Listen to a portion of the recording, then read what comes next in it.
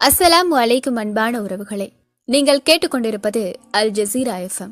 புனித மக்கா ஹரம் ஷரீபின் இமாம் ஷேக் ஷுரைமின் குதுபா பேருரையிலிருந்து எடுக்கப்பட்ட சில சுருக்கமான உண்மைகள்.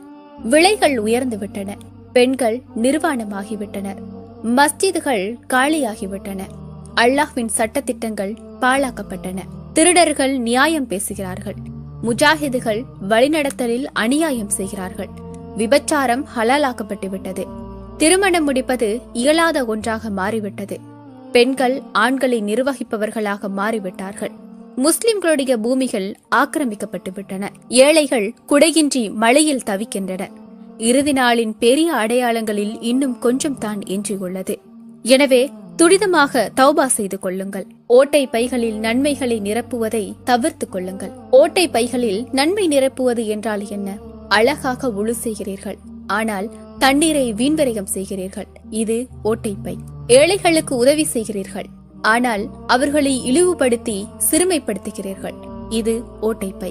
இரவில் நின்று வணங்கி பகலில் நோன்பு நோற்று ரப்பை வழிபடுகிறீர்கள், ஆனால் குடும்ப உறவை துண்டித்து வாழ்கிறீர்கள், இது ஓட்டைப்பை. நோன்பு நோற்று பசிதாகத்தில் பொறுமையோடு இருக்கிறீர்கள், ஆனால் பிறரை ஏசி திட்டி சபிக்கிறீர்கள், இது ஓட்டைப்பை.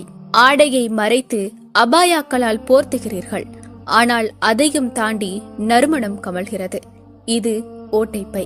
விருந்தினரை கண்ணியப்படுத்தி உபசரிக்கிறீர்கள், ஆனால் அவர்கள் சென்ற பின் அவர்களை பற்றி குறை கூறி புறம் பேசுகிறீர்கள், இது ஓட்டைப்பை. இறுதியாக சொல்கிறேன், ஓட்டை பைகளில் உங்கள் நன்மைகளை நிரப்ப வேண்டாம். ஏனெனில் சிரமப்பட்டு அவைகளை சேகரிக்க மறுபுறத்தால் லேசாக அது விழுந்து விடுகிறது. ஆச்சரியமான சில உண்மை என்னவென்றால், ஹஜ் உம்ரா செய்ய முடியாது. காரணம், அதன் செலவுகள் அதிகம். ஆனால் நல்ல காலநிலைகள் வந்தால் மட்டும் நாட்டுக்குள்ளும் வெளிநாடுகளுக்குள்ளும் சுற்றுலா செல்ல முடிகிறது. உள்கையா கொடுக்க முடியாது, காரணம் விலை அதிகம். ஆனால் அதிக விலையுள்ள ஐபோன், ஆடம்பர பொருட்களை வாங்க முடிகிறது. நாளாந்தம் சமூக வலைதளங்களில் 100 செய்திகளை வாசிக்க முடியும், ஆனால் குர்ஆனின் 10 ஆயத்துக்களை ஓத நேரமில்லை. அஸ்தக்ஃபிருல்லாஹ், அல்லாஹ் பாதுகாத்தவர்களை தவிர. யா ரப்பே, எனக்கும் நம் சமுதாயத்துக்கும் மன்னிப்பையும் நேர்வழியையும் தந்தருள்வாயாக. ஆமீன் ஆமீன் யா ரப்பல் ஆலமீன்.